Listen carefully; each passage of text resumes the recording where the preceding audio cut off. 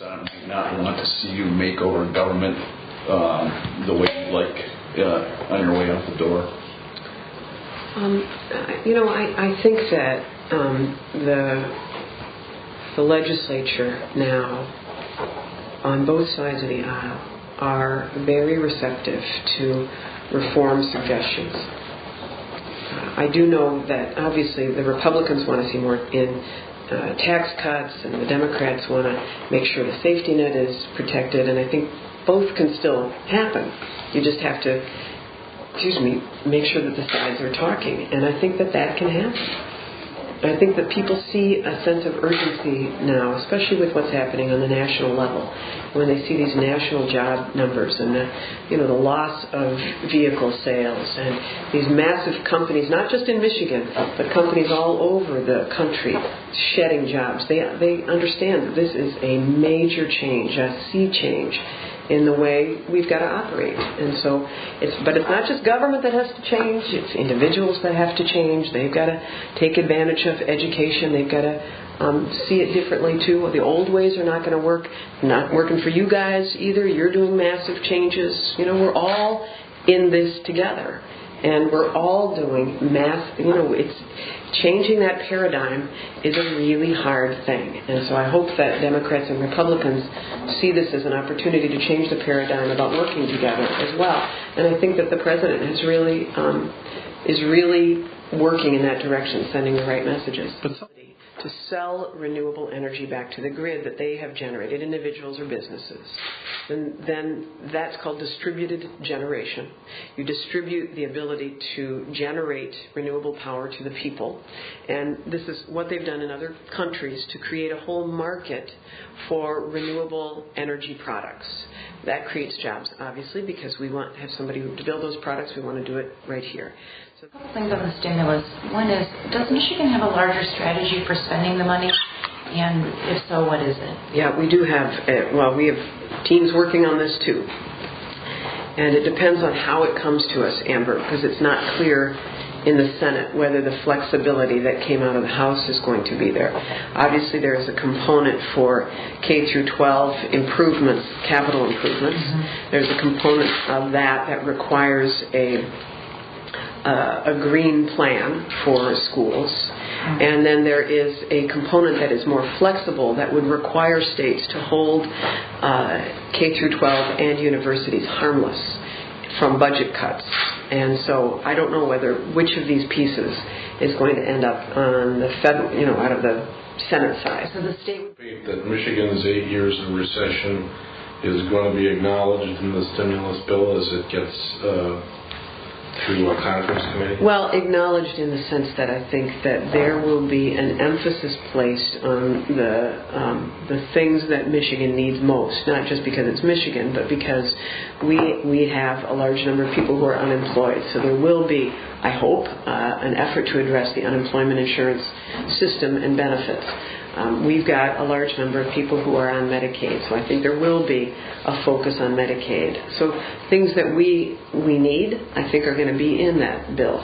My only concern about it all is that I don't want people to see this stimulus bill as a way to add ongoing expenditures to the state when the stimulus money is going to stop in 2 years.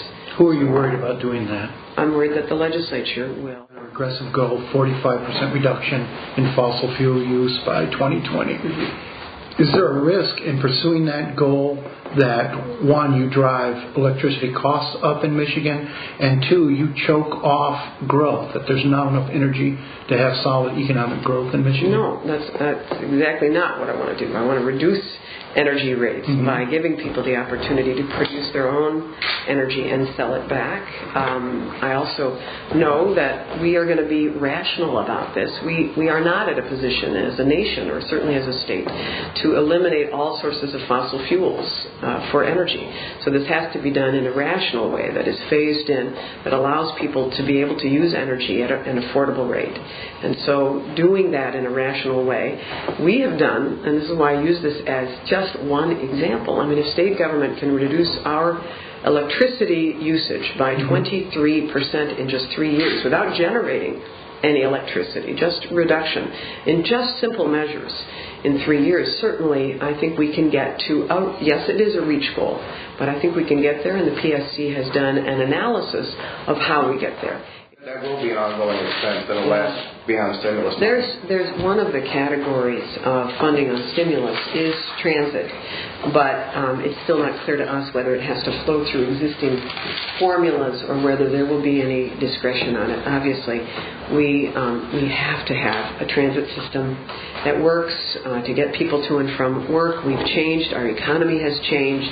Therefore, our mentality regarding not having a transit system ought to change as well. And the stimulus may give us an opportunity to do that. But again, until it comes out of the Senate, it's not clear what kind of flexibility that a governor or anybody else will have to steer money to transit, especially if it's not ready to go.